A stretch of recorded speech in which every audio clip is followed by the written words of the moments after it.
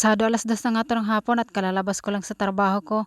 Pang 6 to 2 nga pala ako ngayon at nandito na pala yung service ko sa labas naghihintay. Sumakay na nga agad ako at nang makaalis na kami. Nadodo na naman yung anak ko. 3 years old na nga pala siya at nadodo pa rin. Pampatulog niya nga pala yan at pero gising siya ngayon. Idinaan nga pala muna namin 'tong mga pagkain na niluto ng asawa ko kanina dito sa bahay nila nanay. Sa sobrang lakas ng ulan kanina basang-basa yung laylayan ng pantalon ko. Dito nga pala kami pupunta ngayon, graduation day ng kapatid ko at eto siya. Pagkatapos nga nila mag-march-march ay heto may pabanda. Hindi ko alam kung para saan yan pero may pabanda sila. May pa-drums ba? Tapos nga nung pa-drums na yon ay heto naglupang hinirang na. Pinapalagay ko kay Hana yung kanang kamay niya sa dibdib niya, ayaw niya, nahihiya siguro. Pagkatapos nga nung marami pang nag-speech ay heto tinawag na yung mga estudyante para tanggapin yung diploma nila. Nawaw, mali pa nga ako dyan kasi hindi ko pala kapatid yung aking binibidyohan. Kaklase niya pala yon.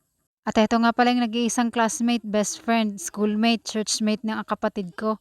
Sa puntong yan talagang naiinip na ako. Sa sobrang tagal ba naman ang kinuha nilang guest speaker ay lampas 1 oras na nagsalita. Sa sobrang dami ng sinasabi wala na kami maintindihan. Ang gusto na lang namin ay makauwi.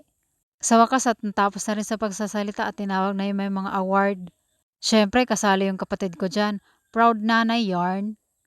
Proud ate yan. Sobrang talino ng batang 'to, sa sobrang talino niya puro pag-aaral na lang nasa isip niya. Okey lang 'yan basta okey sa pag-aaral, walang problema diyan.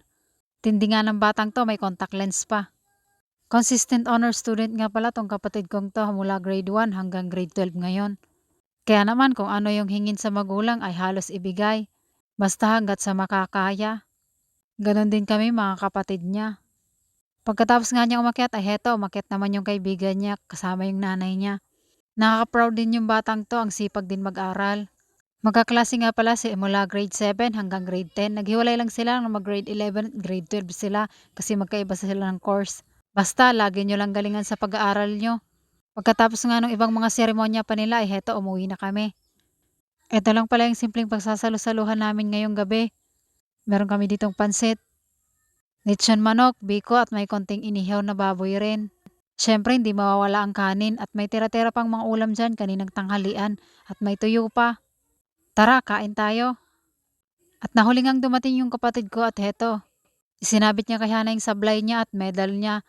Ayaw naman ni Hana at tinatanggal niya, naiirita siguro. Tingnan niyo naman at hinahawi agad. Siya, yun lang muna sa ngayon. Salamat sa panonood. Bukas ulit. Paalam.